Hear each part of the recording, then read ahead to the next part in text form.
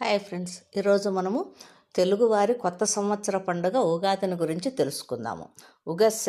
ఆది అనేది ఉగాది. అనగా నక్షత్ర గమనము. జన్మ, ప్రపంచ జన్మ, ఆయుష్యులకు మొదటి రోజు కనుక ఉగాది అయింది. ఇంకొక విధంగా చెప్పాలంటే యుగం అనగా రెండు లేక జంట అని కూడా అర్థము. ఉత్తరాయణ దక్షిణాయనములు అనబడే ఆయన ద్వయం సంయుత యుగము సంవత్సరం కాగా ఆ యుగానికి ఆది యుగాది అయింది. అదే సంవత్సరాది ఉగాది వసంతాలకు గల అవినాభావ సంబంధము. సూర్యునికి సకల ఋతువులకు ప్రాతః సాయంకాలాది త్రికాలమునకు ఉషాదేవతయే మాతృస్వరూపము. భారతీయ సాంప్రదాయం ప్రకారము చైత్రశుద్ధ పాడ్యమి నాడగనగా ఉగాది రోజున సృష్టి జరిగిందనేది పురాణాలు చెబుతున్నాయి. అలాగే రాష్ట్రీయ స్వయం సేవక్ సంఘ సంస్థాగత స్థాయిలలో వారు అధికారికంగా జరుపుకునే 6 పండుగలలో ఇది ఒకటి కాగా ఇతర 5 పండుగలు హిందూ సామ్రాజ్య దినోత్సవము, మకర సంక్రాంతి, విజయదశమి, గురు పూర్ణిమ, రక్షాబంధన్ మహోత్సవాలు మొదలగునవి. వేదాలను హరించిన సోముకుని వధించి మత్స్యావతారధారి అయిన విష్ణువు వేదాలను బ్రహ్మకు అప్పగించిన శుభతరణము పురస్కారంగా విష్ణువు ప్రీతార్థం ఉగాది ఆచరణలోకి వచ్చనని పురాణ ప్రతీతి. చైత్రశుద్ధ పాడ్యమి నాడు విశాల విశ్వాన్ని బ్రహ్మదేవుడు సృష్టించాడు కనుక సృష్టి ఆరంభించిన సంకేతంగా ఉగాది జరపబడుతుందని కూడా చెప్పబడుతుంది. శాలివాహక చక్రవర్తి చైత్రశుద్ధ పాడ్యమి నాడే పట్టాభిషిక్తుడే తన శౌర్య పరాక్రమాలతో శాలివాహక యుగకర్తగా బాసిల్లిన కారణాన ఆ యోధాగ్రని సంస్కృతత్వం ఉగాది ఆచరించబడుతున్నది. చారిత్రక వృత్తాంతం. ఏది ఏమైనా జడప్రాయమైన జగత్తులో చైతన్యాన్ని రగులు కొల్పి మానవాళిలో నూతన ఆశయాలను అంకురింపచేసే శుభదినము ఉగాది. శిశిర ఋతువు ఆకులు రాలు కాలం. శిశిరం తర్వాత వసంతం వస్తుంది. చెట్లు చిగిర్చి ప్రకృతి శోభాయమానంగా మారుతుంది. కోయిలలు కుహు కుహు అని పాడతాయి. ఉగాది రోజున నుండే తెలుగు సంవత్సరం మొదలవుతుంది కాబట్టి ఇది తెలుగువారి మొదటి పండుగ. ఉగాది రోజున కొత్తగా పనులు ప్రారంభించడం పరిపాటి. ఆ రోజున ప్రాతకాలమునే లేచి ఇల్లు వాకిళ్ళు శుభ్రపరచుకొని ఇంటి గుమ్మలకు మామిడి తోరణాలు కట్టి అలంకరిస్తాము. తలంటి స్నానం చేసి కొత్త బట్టలు ధరించి ఉగాది పచ్చడితో దినచర్య ప్రారంభిస్తాము. ఉగాది పచ్చడి ఈ పండుగకు ప్రత్యేకమైనది. షడ్రుచుల సమ్మేళనం. తీపి, పులుపు, ఉప్పు, కారం, చేదు, వగరు అనే 6 రుచులు కలిసిన ఉగాది పచ్చడి తెలుగువారికి మహాప్రసాదం. సంవత్సరం పొడుగునా ఎదురయ్యే మంచి చెడులను, కష్టసుఖాలను సంయమనంతో స్వీకరించాలనే సందేశాన్ని ఉగాది పచ్చడి మనకు తెలియచేస్తుంది. ఈ పచ్చడి కొరకు చెరుకు, అరటిపళ్ళు, మామిడికాయలు, వేప పువ్వు, చింతపండు, జామకాయలు, బెల్లం మొదలగునవి కూడా వాడుతుంటారు. ఈ పండుగను ద్రావిడ భాషలు మాట్లాడే ప్రజలు మరాఠీ ప్రాంతానికి వ్యాప్తి చేశారు. అక్కడ ఈ పండుగ గుడి పడ్వాగా పేరు పొందింది. హిందువులకు అత్యంత శ్రేష్టమైన ఈ ఉగాది ముఖ్యంగా ఆంధ్రప్రదేశ్, తెలంగాణ, కర్ణాటక, మహారాష్ట్ర తదితర ప్రాంతాల్లో విశేషంగా జరుపుకుంటారు. ఆంధ్ర, కర్ణాటకల్లో ఉగాదిగా పరిగణిస్తే మహారాష్ట్రలో గుడి పడ్వాగా పేరుతో పిలుస్తారు. తమిళులు పుత్తాండు అనే పేరుతో, మలయాళీలు విషు అనే పేరుతోనూ, సిక్కులు వైశాఖిగాను, బెంగాలీలు పోయిలా బైశాఖుగాను జరుపుకుంటారు. అయితే ఏ పేరుతో పిలిచినా ఈ పండుగను నిర్వహించడంలో పెద్దగా తేడాలు లేవనే చెప్పవచ్చు. ఆంధ్రప్రదేశ్లో ఉగాది రోజున పంచాంగ శ్రవణం జరుపుట ఆనవాయితీగా వస్తున్నది. రాబోయే సంవత్సరంలోని మంచి చెడులను, కందాయ ఫలాలను, ఆదాయ ఫలాలను స్థూలంగా తమ భావి జీవిత క్షమం కోసము దాని అనుగుణంగా నిర్ణయాలు తీసుకుటకు ఇష్టత చూపుతారు. గోదావరి జిల్లాలో ఉగాది పచ్చడి ప్రత్యేకత అన్నమాట. గోదావరి జిల్లాలలో చేసే ఉగాది పచ్చడి చాలా రుచిగా ఉంటుంది.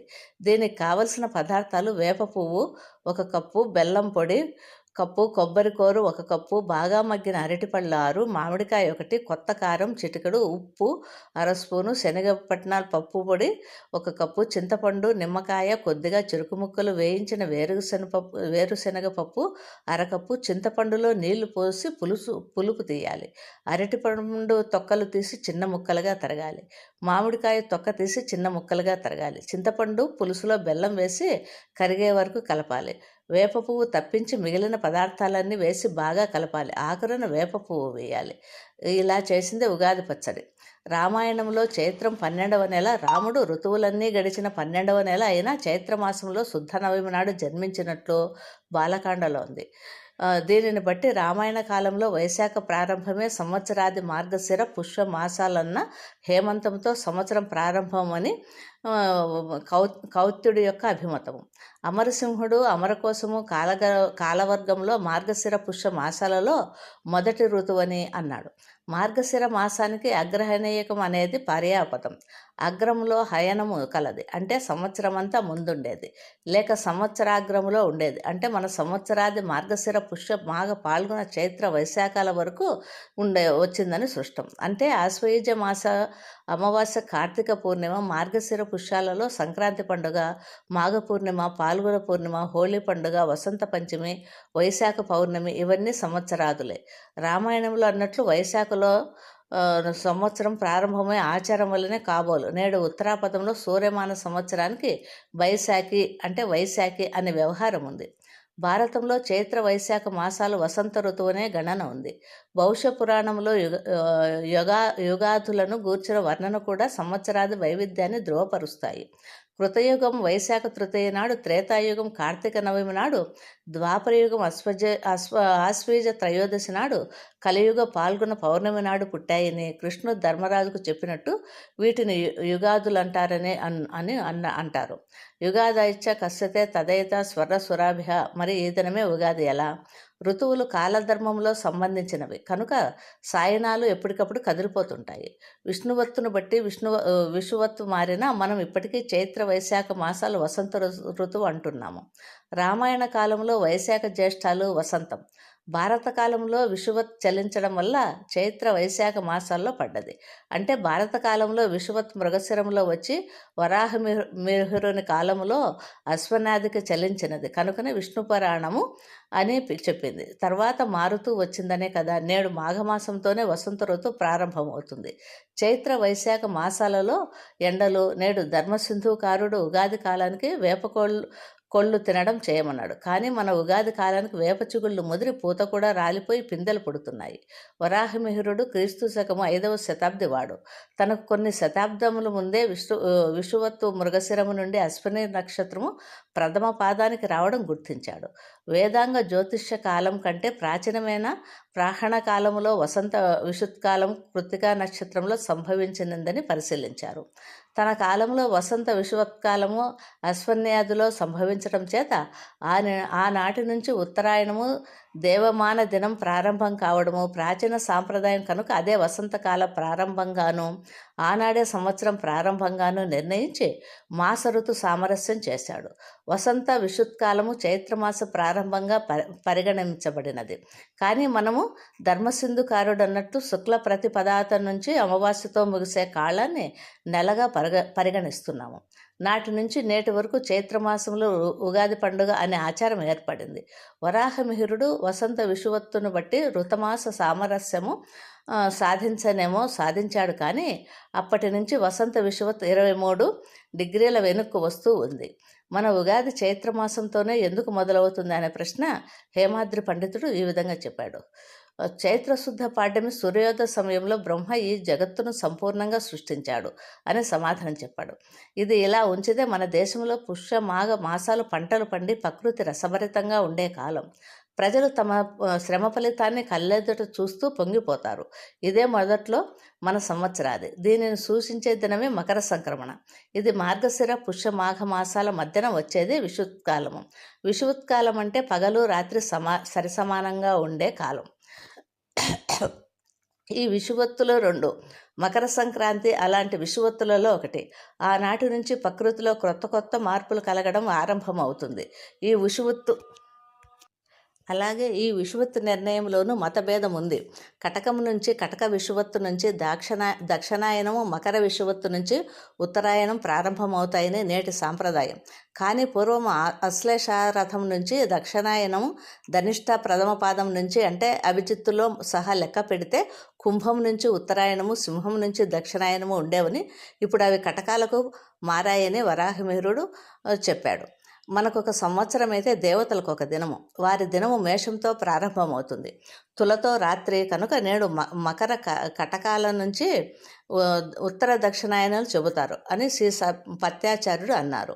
మనం ఉత్తర ధ్రువ ప్రాంతం నుంచి బయలుదేరదాము అనువాదము నిజమైతే మేష విషవత్తు నుంచి మనకు దినం ప్రారంభం కావడము, 6 నెలలు చీకటి 6 నెలలు వెలుతురు ఉండే దినం మొదలు కావడం నిజం. మనము ఉత్తరార్ధగోళం వారం కనుక మేషంలోనే మనకు సూర్యోదయం. భూమధ్యరేఖపై సూర్యుడుండే దినం విషువత్తు. మానవుడు ఋతువులను తన లెక్కలను ముందు వెనకాలుగా రావడం చూసి సూర్యాచారాన్ని తక్కిన గ్రహాలచారాన్ని లెక్కలు కట్టసాగాడు. సూర్యుడు విషువత్తులో ప్రవేశించిన నాటి నుంచి లెక్క కట్టి రాసులు విభజించారు. ఈ విధంగా నభోమండలం 12 భాగాలైనది. ఆ రాసులతోనే మాస సంకేతం చేసుకున్నారు. సూర్యుడు ఒక రాశి నుంచి మరొక రాశికి ప్రవేశించడానికి దాదాపు 30 నుంచి 31 దినములు అవుతుంది. కానీ చంద్రుడు వృద్ధిక్షయాలతో ఏర్పడిన నెలకు తర్వాత సూర్యమాసపు నెలకు క్రమంగా నెలవార రావడం మొదలైంది. చాంద్రమానానికి 19 సంవత్సరాలకు 7 అదనపు నెలలు చేర్చి 2 మానాలకు సర్దుకోవలసి వచ్చింది. కనుకనే ప్రతి 3వ ఏటా చంద్రమాసం సంవత్సరంలో ఒక అధిక మాసం వస్తూ ఉంటుంది. నిజానికి చంద్రమానమే వేదకాలం నుంచి ఆచరణలో ఉన్నది. సౌర్యమానం వ్యవహారంలో ఉన్న ప్రాంతాలలోనూ వైదిక కర్మలకు చంద్రమానాన్ని అనుసరించడమే దీని ప్రాచీనతకు ప్రమాణము. అగ్ని పూజకులైన పార్సీలు ఎప్పుడో మన నుంచి విడిపోయినారు. వారి సంవత్సరాది నవరోజ్, అది కూడా వసంత మాసంలో దాదాపు ఉగాది దరిదాపుల్లోనే రావడము కూడా చంద్రమానం ప్రాచీనతకు నిదర్శనం. ముస్లింసులు ఏ దేశం వారైనా పూర్తిగా చంద్రమానాన్ని వాడేవారే. కనుకనే వారి పండుగలు ఒకసారి చైత్రంలో మరొకసారి వైశాఖంలో మారుతూ ఉంటాయి. చాళుక్యుల కాలంలో మాత్రం సూర్యమానం ఆంధ్రదేశంలో అధిక వ్యాప్తిలో ఉండేది. ఇప్పుడు మన దేశంలో సౌరమానాన్ని వంగ, తమిళ, కేరళ, పంజాబు, సింధు, అస్సాం వారు అనుసరిస్తున్నారు. మేష విషువత్తే దైవతిథాన అంటే సంవత్సరార్థానికి ప్రారంభమైనప్పుడు భాస్కరాచార్యుడు సిద్ధాంత శిరోమణితో సూర్యుడు లంకానగరంలో వసంత ఋతువు శుక్లపక్షము ప్రతిపత్తు నాడు ఉదయించడం వల్ల భూమధ్యరేఖపై ఉండటాన్ని బట్టి ఆనాడే ఉగాది అనడం వల్ల సంవత్సరము వసంత ఋతువులో ప్రారంభవిస్తుంది. యజుర్వేదము ఒకవైపు ఘోషిస్తుండగాను ధర్మసింధు, నిర్ణయ సింధు కారులు ఈ ఉగాది పండుగ సంవత్సరాది పండుగ అనడం మాత్రమే కాక నిర్ణయ సింధుకారుడు శుద్ధపాడ్యము నుంచి అమావాస్య వరకు గల కాలమే నెల అని నిర్ణయించినప్పుడు వివిధ విధాల సంవత్సరాదులేమిటి అనే ప్రశ్న ఉదయించింది. కానీ ఋతు నిర్ణయంలోనూ సంవత్సరాది నిర్ణయంలోనూ ప్రాచీన కాలంలో వివిధ ఆచారాలు ఉండడమే దీనికి సమాధానం. ఒకప్పుడు కార్తులను బట్టి ఋతు నిర్ణయం జరిగేది. వేదాంగ జ్యోతిష్ కాలంలో ధనిష్ఠా కార్తెతో ప్రారంభమైన శిశిర ఋతువుతో మాఘ పూర్ణిమ నుండి 2 నెలలతో మొదటి ఋతువు సంవత్సరం ప్రారంభమయ్యేది. ఇది ఉత్తరాయణ ప్రవేశ కాలం కూడాను. ఇది పరాశరుడు మతం. సంవత్సరాది పండుగ మాట సరే, ఉగాది అనే మాట ఏమిటి? యుగం అంటే కాలము, తదాది యుగాది. మన తోడివారైన కన్నడులు నేడు యుగాదిని అని యకారాదిగానే దీన్ని వ్యవహరిస్తారు. యకారాది పదాలు తెలుగు భాష సాంప్రదాయం కాదు గనక ఉగాది అయి ఉంటుంది. ఉగాది ప్రాముఖ్యము చైత్రశుద్ధ పాడ్యమి రోజున బ్రహ్మ సృష్టిని నిర్ణయించడం ప్రారంభించారని నమ్ముతారు. మత్స్యావతారం ధరించిన విష్ణువు సోమకుని సంహరించి వేదాలను బ్రహ్మకు అప్పగించిన సందర్భంగా ఉగాది ఆచరణలోకి వచ్చినని పురాణ ప్రతీతి. బ్రహ్మదేవుడు ఈ జగత్తును చైత్రమాస శుక్లపక్ష ప్రథమ దినాన సూర్యోదయం వేళ సమగ్రంగా సృష్టించాడనటము ఆనాటి కాలగమనాన్ని, గ్రహ, నక్షత్ర, ఋతు, మాస, వర్షాదికులను బ్రహ్మదేవుడు ఈనాడు ప్రవర్తింపచేశాడని పెద్దల భావన. అంతేకాదు వసంత ఋతువు కూడా అప్పుడే మొదలవుతుంది. అందుకే కొత్త జీవితానికి నాందిగా గుర్తుగా ఉగాది పండుగను జరుపుకుంటారు. శాలివాహనుడు పట్టాభిషిక్తుడైన దినం కారణంగా ఈ పండుగ ప్రాశస్త్యంలోకి వచ్చిందని మరొక గాథ. ఉగాది, యుగాది అనే 2 పదాలు వాడుకలో ఉన్నాయి. ఉగ అనగా నక్షత్ర గమనము. నక్షత్ర గమనానికి ఆది ఉగాది అంటే సృష్టి ఆరంభమైన దినమే ఉగాది. యుగము అనగా ద్వయము లేక జంట అని కూడా అర్థము. ఉత్తరాయణ దక్షిణాయనలనుడే ఆయనదయ సంయుతము యుగము సంవత్సరము కాగా ఆ యుగానికి అదే సంవత్సరాది యుగాది అయింది. యుగాది శబ్దానికి ప్రతిరూపమైన ఉగాదిగా వ్యవహారగతమైనది. ఒక్క తెలుగు సాంప్రదాయంలోనే కాక మరాఠీలు గుడిపడ్బాగాను, తమిళులు పుత్తాండు అనే పేరుతో, మలయాళీ విషు అనే పేరుతోనూ, సిక్కులు వైశాఖి గాను, బెంగాలీలు పోయక్ బైసాఖ్ గాను జరుపుకుంటారు. అలాగే ఉగాది రోజున వేప పువ్వు పచ్చడి, పంచాంగ శ్రవణము, మిత్రదర్శనము, ఆర్య పూజనము, గోపూజ, ఏరువాక అనబడే ఆచారాలు పాటిస్తాము. దీనినే యుగాది అని పిలుస్తాము.